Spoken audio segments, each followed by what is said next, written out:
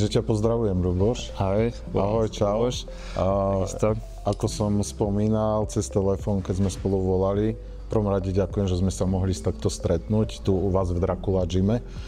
Takže aby som to ešte raz znovu tak zopakoval, tak zastupujeme spoločnosť Eva Medical, čo je talianská spoločnosť, ktorá vyrába medicínsky prístroj lymfaterapii, a spoločnosť Incrediver alebo značku Incrediver, ktorá je pôvodom alebo výrobcom Spojené štáty americké priamo z Kalifornii. Takže mňa ako fyzioterapeuta, ktorý spolupracuje teda s Dracula Monaco Bed Gymom, ma zaujíma, že vlastne čo ten Incrediver je vlastne. Tak ako som spomenul, sú to terapeutické návleky, nie bandáže, ktoré majú klinicky overený evidence-based, ako klinické štúdie, kde je potvrdenie, že znižujú zápal, opuch a urýchľujú regeneráciu. A tieto návleky sú schopné efektívne bojovať so zápalom a opuchom. Hej? A urýchliť regeneráciu. A vlastne ako to funguje celý ten prechod alebo proces? Hej, že, no je to zaujímavé dosť, pretože tieto terapeutické návleky obsahujú dva kľúčové polovodiče. Germanium a uhlík.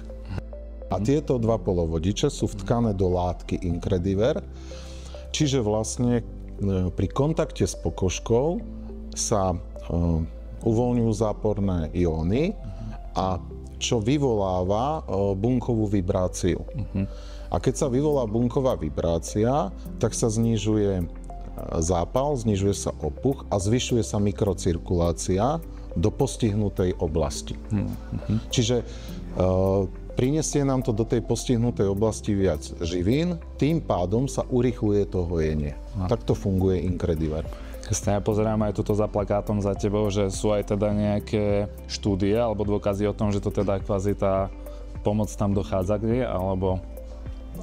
Áno, ako som spomenul, je to klinicky potvrdené. Incrediver je vlastne zdravotnícka pomôcka prvej triedy, takto je to registrované v celej Európe. A ak môžem spomenúť jednu takú štúdiu, športový klub FC Kolín v roku 2018 a 2019 vykonal štúdiu a na dva také parametre, čiže menej zranení pri dolných končatích pri športe, tam to bolo až o 67%. No a čo je dôležité, aj zníženie bolesti pri ochorení, ako je osteoartritída, až o 63%. A toto je klinicky potvrdené, tieto štúdie sú zverejnené, ktoré sa dajú dohľadať, že vlastne táto štúdia prebehla. A ešte môžem spomenúť jednu takú poslednú štúdiu, dosť takú relevantnú, kde bola štúdia prevedená na pacientoch s výmenou kolenného kĺbu, artroplastika kolena.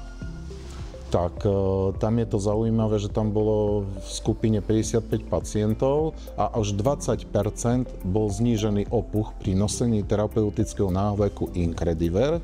A ďalšia taká výhoda u tých pacientov bola, tí, ktorí nosili Incrediver, tak sa znížil výpotok. Jedna z tých štúdií, ktorá bola, môžem ju spomenúť, je v roku 2018 až 2019. Tá bola vykonaná v športovom klube FC Kolín, čo je futbalový tím. No a tam vlastne bolo preukázané, že bolo až menej zranení dolných končatín až o 67% pri nosení návleku Incrediver.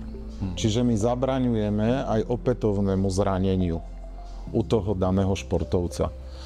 Ďalšia štúdia bola vykonaná spolu v tom FC Kolín, samozrejme, ale bolo to už pri osteoartritíde. Tam bola znížená bolesť až o 63%, čo si myslím, že je dosť pekný výsledok, znížiť bolesť pri takom závažnom ochorení. A mňa ešte zaujíma teda, pri akých ochoreniach alebo pri čom teda môžeme pre našich klientov odporúčiť tento Incrediver? Tak všeobecne pri veľa patológiách, ale hlavne, ktoré môžem spomenúť, je artritída, zápal šliach, vyvrtnutia, podvrtnutia, neuropatia, napríklad syndrom karpálneho tunela, tam sú rukavice,